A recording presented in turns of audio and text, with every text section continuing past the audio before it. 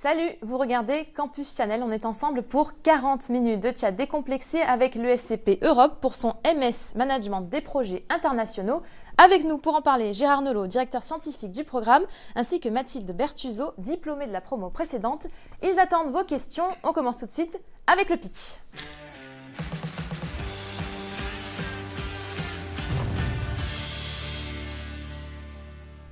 Gérard, est-ce que vous êtes prêt ? Parfait. Alors je vais lancer le chrono.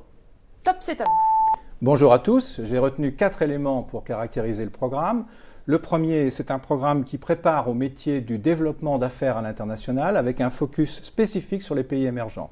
Le second, c'est un programme intégralement enseigné en anglais avec 40% d'étudiants non français et qui est conduit en partenariat avec des universités prestigieuses en Asie, en Amérique latine. Le troisième, c'est un programme, et c'est très important pour nous, qui valorise la diversité des profils.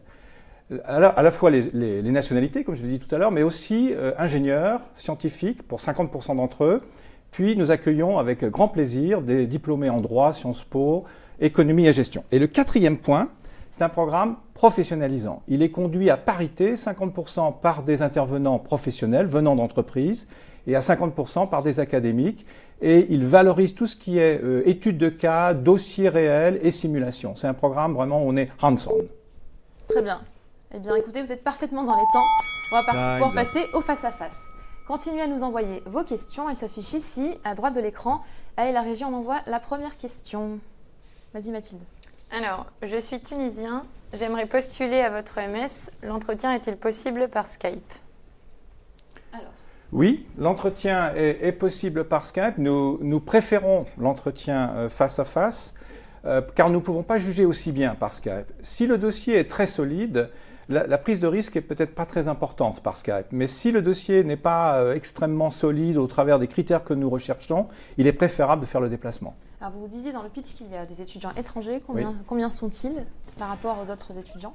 Alors cette année, je vais prendre la parole là pour cette promotion. On avait 27 étudiants étrangers, donc un peu plus de 40% de non-français, sur une promo de 61.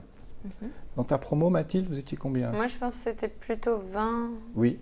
Une vingtaine d'étudiants étrangers. Il y a un effet Brexit, en fait, que je voulais partager avec ceux qui nous écoutent. Nous recevons plus d'étudiants étrangers dans l'ensemble ESCP Europe en ce moment, et particulièrement dans ce programme. Donc nous avons augmenté le nombre d'étudiants non francophones, en fait. D'accord. De quels pays sont-ils issus et qu'est-ce qu'ils apportent dans la promo ? Alors nous, on avait des Américains, on avait un Italien, on avait une Chinoise, il y a Sud-Américain aussi. Je pense que c'est très important pour le master d'avoir ces étudiants étrangers, puisque c'est un master international.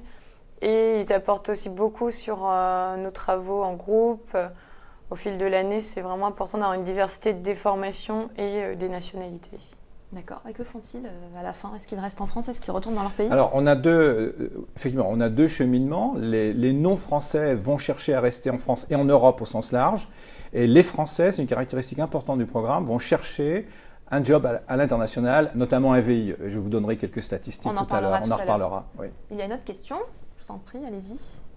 Est-ce que le Taj-Maj est indispensable pour postuler à la formation et si oui, quel est le seuil minimal ? Alors, nous avons abandonné le Taj-Maj il y a 2 ans. Pourquoi ? Parce que le Taj-Maj est un système un peu français et donc ça nous coupait de tout ce réseau international que nous visons. Ça, c'était la première raison. Et deuxièmement, nous n'avons pas constaté de corrélation forte entre les résultats au Taj-Maj et la performance de nos étudiants durant le programme. Donc on a conduit, j'ai fait avec un autre master spécialisé à l'ESCP Europe, nous avons conduit une analyse et bon voilà, on n'a pas trouvé que c'était très discriminant. En revanche, plus de Taj-Maj. En revanche, nous analysons de très près le dossier d'inscription, nous l'utilisons. Alors qu'est-ce que vous regardez dans le dossier exactement ? Toutes les rubriques. Et en particulier, qu'est-ce qui est important ? Alors, je vais dire mon point de vue. Après, on lui demandera, Mathilde. Ce qui est important, bien sûr, c'est de bien présenter son parcours académique. On veut bien le comprendre, en combien de temps on l'a fait. C'est de bien présenter toutes ces expériences non académiques, les stages, les Erasmus, l'exposition internationale. On cherche vraiment des étudiants qui ont eu déjà une exposition internationale assez significative. Troisièmement, ça veut dire quoi, une exposition internationale? attention, ça peut être faire un Erasmus pendant 6 mois ou une année complète pendant le parcours universitaire. Ça peut être aussi avoir travaillé dans un bar à Dublin pendant ses vacances d'été, 2 années de suite. Donc ça peut être un job d'été. Mais bien par sûr, exemple. ça peut être camp counselor aux États-Unis pendant l'été pour pouvoir gagner un peu d'argent. C'est très ouvert. C'est très D'accord. ouvert. Un autre élément que nous regardons aussi, c'est la connaissance par le candidat du programme. Nous appréhendons toujours un candidat au travers de sa compatibilité avec le programme. Donc il faut qu'il connaisse le programme, qu'il le démontre et qu'il l'inscrive dans son dossier.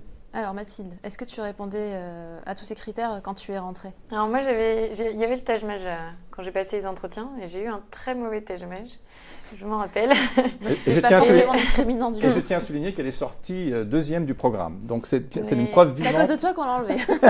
C'est exactement ça, absolument. Mais c'est vrai que pendant l'entretien, on discute beaucoup de nos stages, de nos expériences à l'étranger. Moi, je me rappelle, vous m'avez parlé en allemand, en anglais.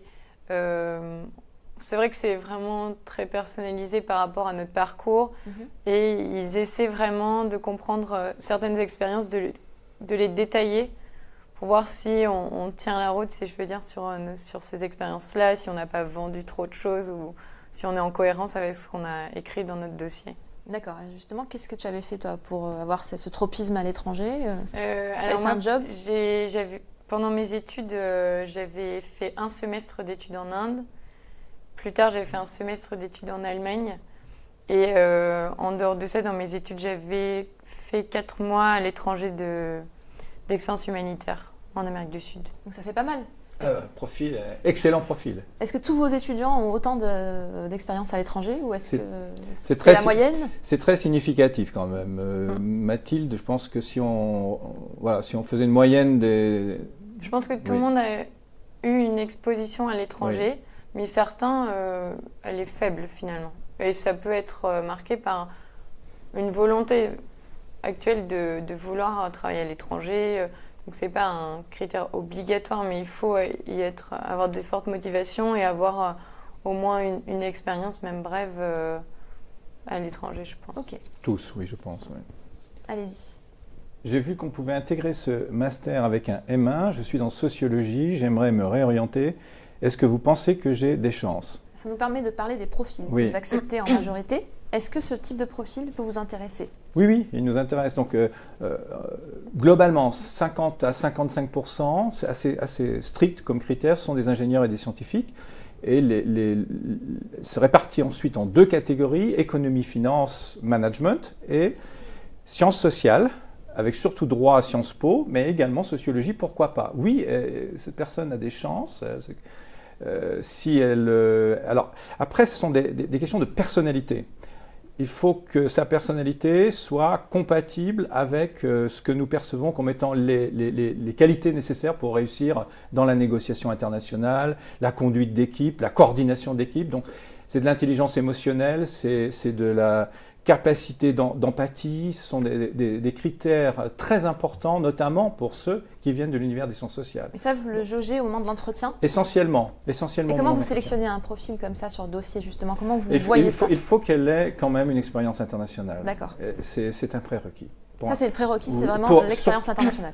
Oui, notamment pour les profils sciences sociales et sciences de gestion. Il y a un incrément plus important d'international demandé. Pas besoin d'avoir une expérience dans le management, une expérience particulière qui puisse faire qu'elle va s'adapter au cours après, plus facilement. Si elle a fait quelque chose en dehors de ses études qui était un indicateur, un indice de capacité de créativité, de conduite d'équipe, de coordination, ça sera un énorme plus dans son dossier, il faut le mettre, oui.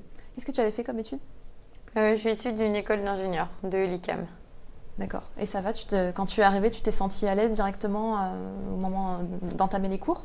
Oui, tu avais certaines je lacunes pense ou pas, pas en du tout? fait. En fait, je pense pas que ce master nécessite. On peut pas parler de lacunes, je pense qu'on arrive dans ce master. Mais en fait, il y a une très très grande diversité des profils où chacun, par rapport à sa formation initiale, a quelque chose à apprendre et à intégrer à son propre parcours. À la fin, ça fait des profils très très différents entre quelqu'un qui a fait pharmacie, qui a suivi le master et moi qui suis ingénieure qui ai suivi le master, on ne va pas être ciblés par les mêmes entreprises. Mais c'est ça qui est vraiment super parce que chacun a quelque chose à tirer de ces compétences-là en organisationnel, en management, en finance. Et je pense vraiment pas qu'il y ait une formation initiale type pour ce master. Très bien. Vous voulez ajouter quelque chose ? Oui, la diversité, la diversité des parcours de formation et des expériences, c'est un atout du programme et c'est très en lien avec ce que recherchent aujourd'hui les entreprises, conduire des équipes, constituer des équipes qui ne soient pas homogènes dans les origines. Donc, c'est pour ça qu'un parcours en sociologie peut être très utile, parce que c'est un mindset, c'est une posture par rapport à la compréhension du monde qui va apporter quelque chose à un parcours ingénieur. Ça se complète. Donc pour nous, c'est un plus, oui. Allez-y, la question suivante se complète du coup la question d'avant. Quels sont les cours de tronc commun ? Reprend-on vraiment tout de zéro, notamment en finance ? Est-ce que tu veux répondre, Mathilde ? Vous me couperez s'il faut rajouter des choses. On a de la finance, du marketing, du management de projet, de la négociation de contrats, stratégie, de la stratégie, du leadership. Et du leadership. Donc ça, c'est tout ce qui est du droit, et du droit du contrat. Et du droit, du travail, ça. D'accord. Est-ce que vous reprenez toutes ces matières de zéro à la base de la base ? Ou est-ce qu'il y a quand même... Alors, il y a non, mais deux points par rapport à ça. Il y a deux parties dans le programme. La première partie, de septembre à décembre, c'est une partie sur les fondamentaux. Donc c'est une partie très généraliste, où ceux qui n'ont jamais fait de finance ou de marketing ou de stratégie, ils vont effectivement progresser très vite. On part de zéro, oui, mais c'est très dense et ça va vite. Et il faut donc être prêt à travailler de façon assez intense sur la première partie du programme. Donc c'est une mise à niveau, on peut le voir comme ça, qui est aidée par ceux qui ont déjà fait, notamment ceux qui ont déjà fait des études de gestion, vont aider dans les groupes. Et puis il y a une deuxième partie du programme de janvier à avril où on va là organiser des parcours plutôt d'expertise sur des champs de spécialisation. On aborde une question qu'on abordera sans doute tout à l'heure. Donc oui, on peut partir de zéro, mais c'est dense. Comment tu as vécu cette année ? On dit que c'est dense. Est-ce que tu as ressenti ça comme ça par rapport à tes études précédentes ? Comment tu l'as vécu ? Je pense que pour moi, c'est très nouveau. Mais c'est vrai que c'est suffisamment... On part d'une base assez initiale. Mais très rapidement, on est dans le vif du sujet sur des choses très concrètes du monde de l'entreprise. Et je pense que oui, que ça se rattrape si on peut dire. Il n'y a rien à rattraper, c'est surtout ceux qui l'ont déjà vu qui vont pouvoir plus nous aider. Mais ils t'aident, c'est-à-dire que vous faites des groupes, vous travaillez en groupe, des groupes assez hétéroclites. Oui, ouais. Alors, et ça c'est très important dans la constitution de la pédagogie. Nous répartissons les 60, la cible c'est 60 participants, en 12 groupes de 5. Donc c'est nous qui composons les 12 groupes et nous passons beaucoup de temps, je peux vous dire. C'est une ingénierie très fine. La composition des groupes, nous mélangeons donc les profils en termes de nationalité. Et comme nous visons 24 en fait, 24 étrangers, et si possible non francophones, ça fait 2 non francophones et non français par groupe. Et après, nous mélangeons ingénieurs, non ingénieurs, et nous mélangeons hommes-femmes, et nous mélangeons enfin, dernier critère, ceux qui ont d'expérience, il y a environ 12, nous avons une cible de 12 participants, nous appelons participants, qui ont entre 28 et 32 ans, qui sont bienvenus, et qui vont apporter, c'est un par groupe, par sous-groupe, qui vont apporter une maturité, qui vont apporter un autre regard, puisque eux ont déjà 3, 4, 5 années d'expérience. D'accord. Donc vous avez un algorithme qui vous aide, j'imagine. Oui, et qui est très important dans les travaux de groupe qui sont lourds. Oui, c'est vrai que c'est bien parce qu'on est des profils très différents. Moi, j'étais avec un ingénieur, avec Miguel qui est espagnol, qui avait de l'expérience professionnelle, avec Marie qui était plus du côté littéraire. Donc chacun a quelque chose à apporter et n'est pas au même niveau sur ses cours de finance ou sur le management de projet. Donc, puis il y a ceux qui maîtrisent parfaitement Excel, ceux qui maîtrisent parfaitement PowerPoint, ceux qui maîtrisent la vue d'ensemble. Enfin, on n'a pas tous les mêmes bases, mais c'est vrai que chacun apporte quelque chose. Et tu as le sentiment d'apprendre directement du coup de tes camarades Oui, de mes camarades, de mes cours. C'est vraiment très riche. Sur tous les aspects de la formation, que ce soit des intervenants, vraiment des cours magistraux ou nos travaux de groupe, donc très dynamique. Allons-y pour la prochaine. Avez-vous des bourses pour ce programme ? Il y a quelques bourses, oui, notamment pour les non-français, qui sont gérées par la fondation ESCP. Oui, il y a quelques bourses. Et il y a des facilités. Alors, pour les questions financières, un point peut-être, c'est important, parce que ce sont des programmes coûteux, on en a parfaitement conscient. Donc, je voudrais dire deux choses. Un, c'est que nos écoles ESCP Europe ne reçoivent plus aucune aide publique maintenant. C'est important de le dire. Donc, nous devons financer nos propres formations par les revenus des programmes. Deuxième chose, ce sont des programmes quand même globalement, quand on voit l'insertion professionnelle à plus 2, plus 3, plus 4 ans, qui accélèrent indubitablement l'entrée sur le marché du travail. Et donc quand on fait le ratio coût, investissement du programme et rentabilité, ça reste extrêmement favorable. Et à ce titre-là, il y a beaucoup de banques qui prêtent, font des prêts, qui peuvent aider à des taux très bas. Avec qui vous avez des partenariats? Oui, on a des partenariats très particuliers avec de nombreuses banques, je ne peux pas les citer ici, mais à des taux quasiment à 0 quoi, ou à 1%. Et cette avec un délai de grâce. Peut s'orienter sur votre site internet pour avoir les bourses qui sont disponibles? Oui, c'est extrêmement auprès de nos services d'accueil et d'assistance du programme. Oui. Très bien. Alors, on va faire une petite pause dans les questions. On va passer aux 3 mots max.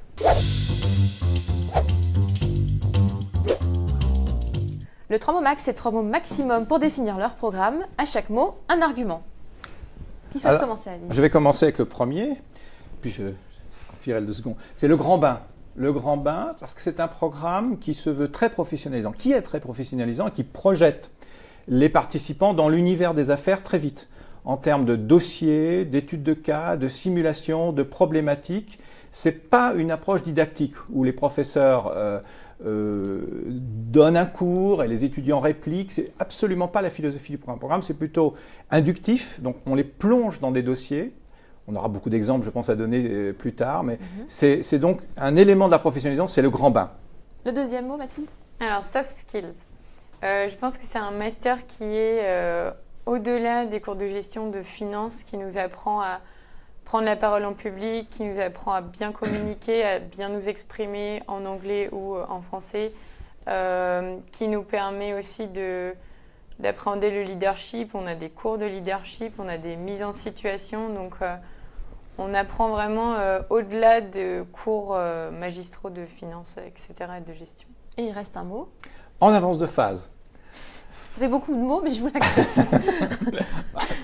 En avance de phase sur le fond et sur la forme. Sur la forme tout d'abord, parce que notre programme est congruent avec notre objet, au sens où il est organisé dans ce qu'on appelle un project-based learning. Donc il est fondé sur des séquencements de livrables, pour parler un peu le langage du projet. Donc les étudiants doivent s'organiser pour rendre des livrables sur une plateforme électronique en temps et en heure avec des séquencements.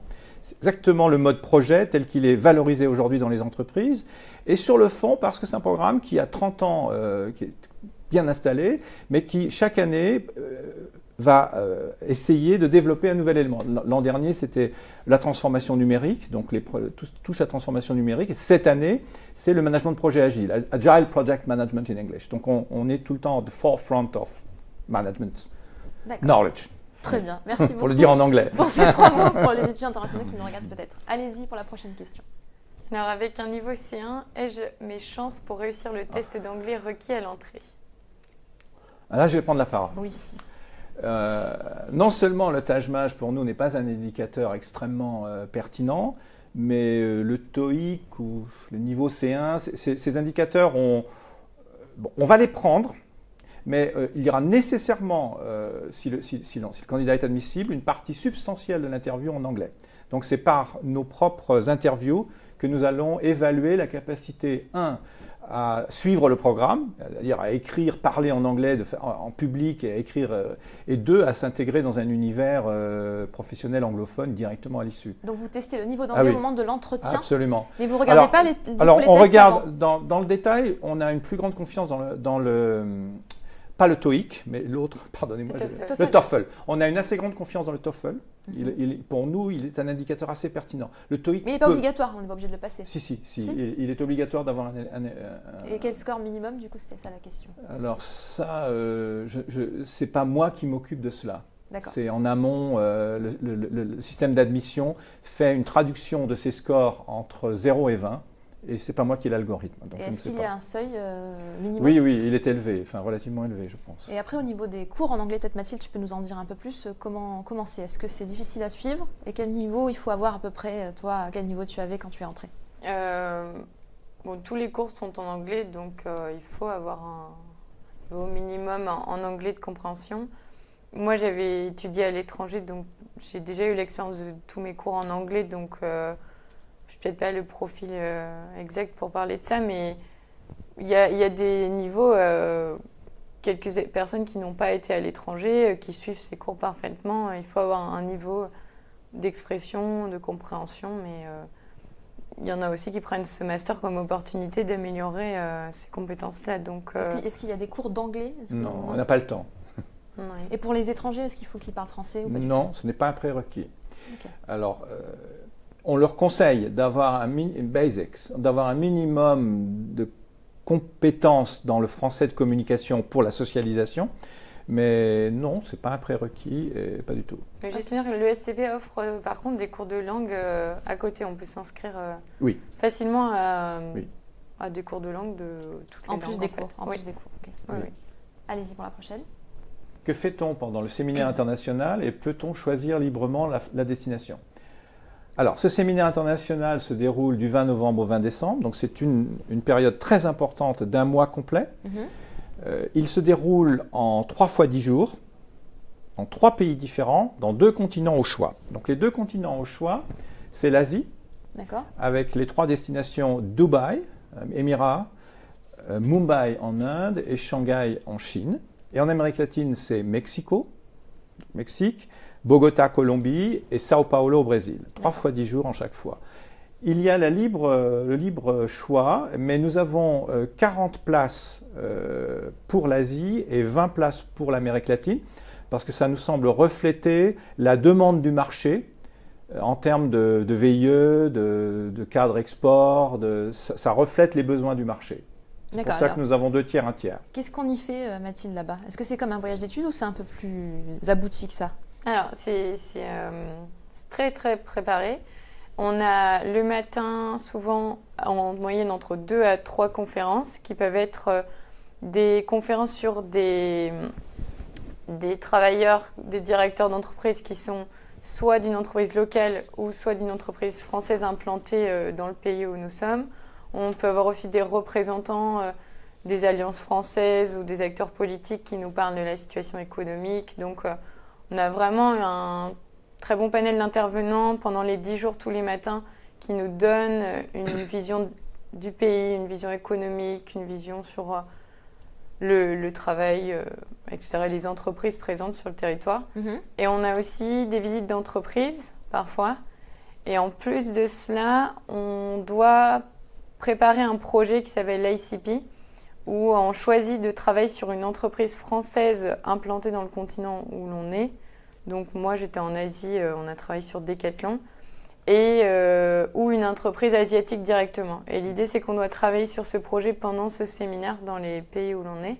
Et qu'est-ce que tu as fait pour Decathlon exactement? Alors nous, on analysait la stratégie d'expansion en Asie et on voulait faire une comparaison entre la Chine et l'Inde. Parce que la Chine, c'est un marché pour Decathlon très très développé et l'Inde a une zone géographique beaucoup plus croissante pour eux. Et ce que tu as étudié a permis à aboutir à quelque chose de concret dans Oui, l'entreprise? nous, on a eu la chance de rencontrer le directeur Asie de Decathlon qui nous a reçus à Shanghai. On a eu la chance aussi de visiter un centre logistique. On avait demandé des rendez-vous. Après, puisque c'est des magasins, on a pu aller voir les magasins en Inde. On a même vu un magasin à Dubaï. Donc, Et ça, tu n'aurais pas pu le faire directement en France avec, certes, des entreprises françaises, des intervenants français. Mais qu'est-ce qui change quand on est à l'étranger? La difficulté d'obtenir les contacts déjà. Je pense que c'est le jeu aussi de se motiver, de trouver les clés et d'entrer pour atteindre des personnes clés de ces entreprises, de l'entreprise qu'on choisit. C'est aussi difficile parce qu'on se rend compte aussi des difficultés culturelles. C'est vrai que c'est et puis beaucoup plus enrichissant, je pense, parce qu'on s'attaque à des problématiques où on n'a pas les réponses avant de se lancer et de parler à ses interlocuteurs. Donc, peut-être un mot, parce que c'est un élément important du programme, ce séminaire, et ce International Corporate Project, l'ICP. On a dans ce programme une vision de la mondialisation qui est c'est vraiment très, très structurant dans le programme. Et l'ICP, le but, c'est de permettre aux étudiants participants de se rendre compte comment des grandes entreprises parviennent à tirer le meilleur parti de la globalisation en anglais, de la mondialisation. Et je vais juste reprendre par exemple Decathlon. C'est aujourd'hui des centres de recherche et développement qui s'installent soit en Inde, à Bangalore, pour tirer le meilleur parti des capacités intellectuelles de ce pays, ou bien en Chine pour l'électromobilité, pour des entreprises comme Bosch. Cette année, on a eu un excellent travail sur l'électromobilité avec un groupe d'étudiants sur Bosch, ou Ingenico sur les systèmes de les modèles de paiement, où on voit que maintenant, il y a à la fois une logique de prise de marché un peu traditionnelle, mais en même temps d'utilisation des ressources locales dans la chaîne de valeur de ces entreprises pour tirer le meilleur parti de la globalisation. Donc, c'est une des philosophies du programme. Et ces 3 fois 10 jours sont réalisés en immersion complète avec du doing business in India, doing business in the UAE, in Dubai, Iran, puisqu'on traite aussi l'Iran à Dubaï, l'ouverture de l'Iran, et doing business in China. Et en parallèle, des choses très concrètes avec chaque sous-groupe dans son entreprise. Ok. Allez-y, il y a d'autres questions. Bon, ça, c'est pour toi. Avais-tu hésité avec un autre master, le SMIB de l'ESSEC par exemple? Pourquoi l'ESCP? Mais ça tombe bien parce qu'en fait, j'ai postulé uniquement au SMIB et Alors tu vas pouvoir nous dire qu'est-ce qui a fait la différence? À celui de l'ESCP. Alors, je pense que le projet de faire un master spécialisé à Muri pendant ma fin d'études en école d'ingénieur, j'ai commencé à regarder tout ce qui s'offrait à nous. Et j'avais quelques critères. Pour moi, par exemple, le fait que ce soit un master en anglais, c'était le plus important. Donc, ça a éliminé des masters d'HEC, par exemple, qui, je pense, auraient pu m'intéresser, mais qui n'étaient pas en anglais. Okay. Et ensuite, le SMIB et celui de l'ESCP, c'est vrai que pour moi, c'était les deux qui sont très proches sur les cours. Et voilà, c'est en anglais et le format. Et ensuite, en fait, j'ai découvert un peu plus les particularités. Donc, pour moi, les SMIP, c'était des promos bien plus grosses que notre promo de l'ESCP de 60. Il n'y avait pas de séminaire, donc... Le séminaire à l'étranger, ouais. dont on a parlé juste avant. Il y avait une semaine, je crois, mais vraiment, c'est vraiment très différent. Et je pense que c'est ça qui a en grande partie fait pencher la balance pour moi. Et mes entretiens aussi. T'as passé aussi des entretiens? J'ai passé des entretiens. J'ai été admise aux 2 en fait. Mais j'ai vraiment jugé par rapport à mes discussions avec des étudiants sur place, comment se sont passés mes entretiens. J'ai vraiment hésité, honnêtement. Mais c'est vrai que j'ai choisi l'ESCP plus pour le cadre. J'ai aussi senti Gérard qui est très très proche de ses étudiants. Il est très proche de nous, il sait notre parcours, il nous connaît, il va nous orienter. On va lui demander beaucoup de conseils. Et c'est vrai que j'ai senti un peu cet environnement que j'ai moins senti à l'ESSEC, qui me paraissait beaucoup plus gros, beaucoup plus très différent. Donc la proximité, ouais. La promiscuité peut-être des ouais, promos. C'est ça, des promos. Et aussi peut-être la localisation, est-ce que ça a joué aussi? Oui, c'est un peu joué aussi, finalement, je dois le dire. Parce qu'on est... Non mais c'est vrai, on est en sortie d'études. Moi, j'avais fait mon stage chez Hermès en fin d'études d'ingénieur. Et voilà, à Paris, on a aussi plein d'accès à la culture, à plein de choses. Moi, j'allais à des conférences. C'est important aussi. Donc, à la fin, c'était pas mon critère de base, mais ça en est devenu un.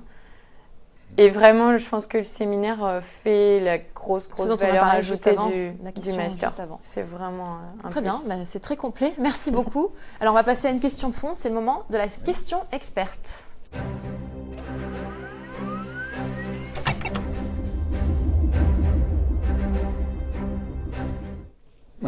Allez-y. Donc, le management de projet est-il si différent à l'international? Parce que c'est quand même l'intitulé de votre MS. Oui, alors c'est vrai que dans l'intitulé, nous avons l'expression management de projet international, mais je veux revenir aussi sur cet intitulé.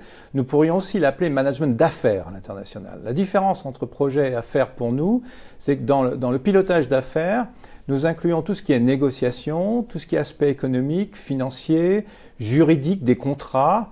Donc le programme est très ouvert. Donc, après, effectivement, dans la deuxième partie du programme, il y a sur nos 60 participants 25 ou 30 étudiants qui vont choisir fortement de s'impliquer dans le management de projet et notamment pour pouvoir passer la certification internationale au PMI. Donc ça, c'est un plus, un vrai plus sur un CV, c'est très reconnu à l'international. Alors, qu'est-ce qui est différent à l'international? Première chose, c'est l'anglais. C'est l'anglais et le PMI, ce fameux référentiel, est d'origine nord-américaine, mais aujourd'hui, le PMI s'est imposé dans toute l'Asie, donc soit l'Inde, toute l'Inde, les Émirats, l'Arabie Saoudite, et puis bien sûr la Chine, et en Amérique latine. Donc nos deux directions sont totalement PMI. Et donc, au-delà de la langue, il y a la terminologie partagée. Donc, je suis certain que Mathilde, il y a même des termes que vous avez appris dans le PMI, vous ne sauriez pas facilement traduire en français, je pense. Oui, après, vu qu'on a les cours en anglais, on sait plus. Alors, après, à l'international, donc, il y a la terminologie, la langue, et aussi, il y a des éléments d'approche sur les soft skills. En France, là, je m'adresse un peu aux candidats français, on n'est pas réputé pour la capacité à travailler en équipe. Le système éducatif français produit de l'individualisme. Ceux qui sont passés par les classes prépa sont brillants, aucun doute. Seulement, ils n'ont pas travaillé en groupe. Or, qu'est-ce que la conduite de projet? C'est la capacité à faire fonctionner des gens ensemble, dans des pays différents, sans avoir forcément le marqueur hiérarchique du grade.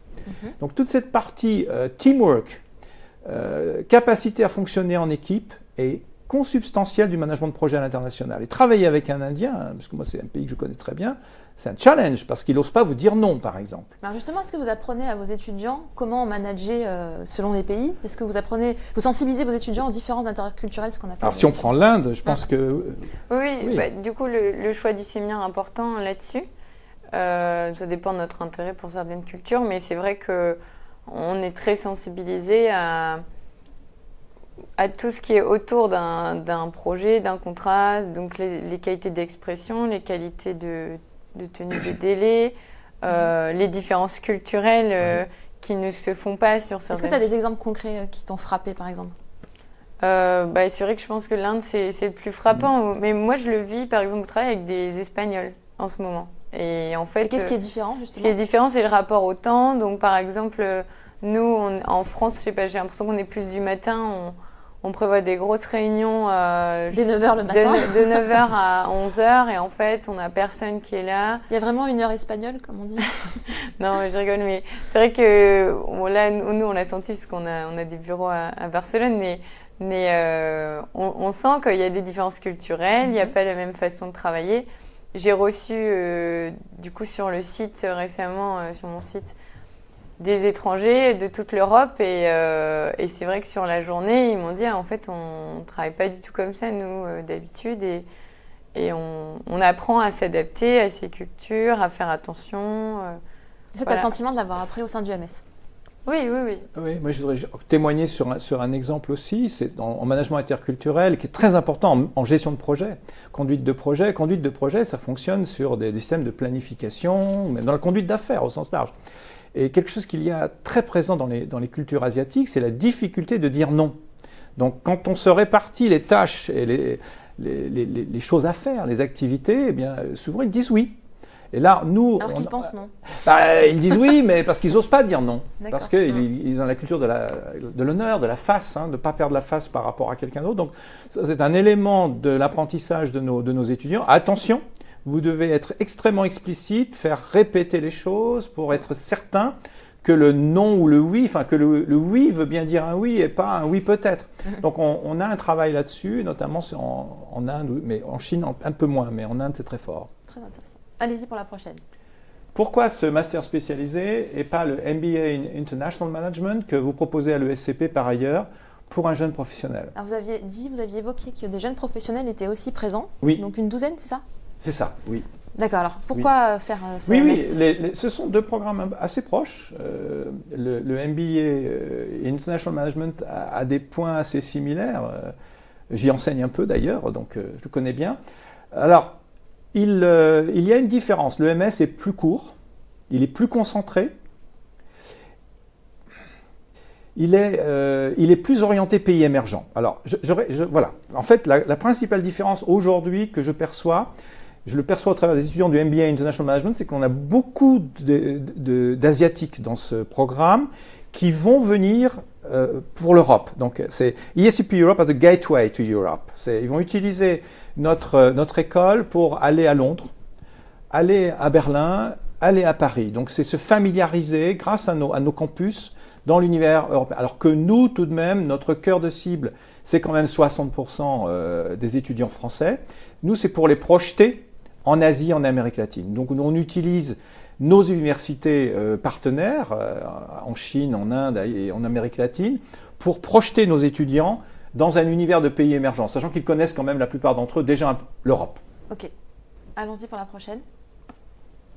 Bonjour, votre master permet à ces étudiants de pouvoir emprunter une filière plus spécialisée lors du second trimestre. Pouvez-vous décrire le parcours financement de projets d'infrastructure en milieu international? Merci beaucoup. Déjà, plus généralement, expliquer comment, du coup, on n'en a pas vraiment parlé, ce second semestre, comment se déroule-t-il? Alors en fait, donc le premier c'était plutôt du tronc commun. Il y a le séminaire, ensuite on rentre pour les cours de janvier. Et là on a à nouveau un tronc commun, mais on choisit des électives. Donc on choisit 3 cours d'électives, dont ce cours, là, financement de projets d'infrastructure. Moi je ne l'ai pas suivi. D'accord. Donc peut-être Gérard, tu peux plus nous parler. Oui. Assez rapidement, comme ça on pourra passer une... Donc il y a un choix global de 3 électives parmi un ensemble de 8. Et il y a une offre en finance assez importante. Et parmi cette offre, il y a financement de projets d'infrastructure. C'est une simulation faite avec un système, un logiciel qui vient de la Banque mondiale pour financer un nouvel aéroport en Asie. Et donc, les étudiants, pendant toutes les électives, vont suivre pas à pas toutes les étapes du business plan. Donc, le modèle de revenus de cet aéroport, les taxes d'atterrissage, plus tous les duty free, les parkings, le modèle de revenus, le modèle de coût, le modèle d'investissement, et pour aboutir à la fin au modèle de financement par la dette, puisque le financement d'infrastructure a une caractéristique, sans rentrer dans les détails, c'est qu'il est porté à 80% la plupart du temps, ou 70% par de la dette, du montage de dette, donc du financement structuré. Donc ils arrivent jusqu'à cette étape-là et ils doivent le présenter devant un jury à la fin du programme, à la fin de l'électif. Ok. J'ai vu que vous aviez un partenariat avec Google. Y a-t-il possibilité pour vos diplômés d'aller y travailler? Allez-y, alors, ce partenariat a évolué. On a toujours d'excellentes relations avec Google et nous avons des anciens étudiants chez Google, un certain nombre d'entre eux, y compris en Californie. Mais nous avons fait évoluer le portage. Google assurait le portage du cours en transformation numérique. Et nous l'avons confié maintenant à un partenaire qui est consultant, qui est Wavestone, le cabinet Wavestone, qui est engagé dans des nombreuses transformations. Tout simplement, il y a une raison très précise. Parce que, très satisfait de Google, bien évidemment, avec le prestige de Google. Mais le consultant, ce cabinet de consultants permet de joindre la partie technique de la transformation numérique, toute la partie technique, à le pilotage du changement. Et donc le pilotage du changement n'était pas couvert par Google, car ce n'était pas leur métier principal. Et pour nous, c'était plus performant pédagogiquement. Donc aujourd'hui, c'est plutôt Wavestone qui assure la transformation Digital Transformation and Change Management, qu'on appelle comme ça en anglais. Très bien. J'ai entendu beaucoup de bien, d'ailleurs, sur ce nouvel électif. Ouais. Très bien. Alors, ça fait presque 40 minutes qu'on est ensemble. Je vais vous laisser à chacun quelques mots pour conclure, si vous avez quelque chose à dire en dernière instance. Peut-être Mathilde? Mais moi, je pense que c'est une formation de très haut niveau qui ouvre énormément de portes pour une carrière à l'international, qui est ouverte à de multiples profils. Et vraiment, c'est top. Merci. C'est une formation qui a fait ses preuves. Nous avons 1250 diplômés. Elle est très reconnue sur le marché. Et il y a une posture dans cette formation très importante concernant les soft skills. Donc nous valorisons des étudiants qui recherchent à améliorer leur capacité à opérer en milieu international, que ce soit la communication, la négociation, l'intelligence émotionnelle, la capacité à fonctionner dans des univers complexes. Et notre programme, je pense, offre en termes de forme et de contenu, des formidables leviers pour permettre ces acquisitions. Merci beaucoup à tous les deux d'être venus et d'avoir répondu à toutes ces questions. C'était un plaisir. Merci. Merci beaucoup à vous. Merci et merci à vous derrière l'écran d'avoir posé toutes ces questions. À bientôt sur Campus Channel.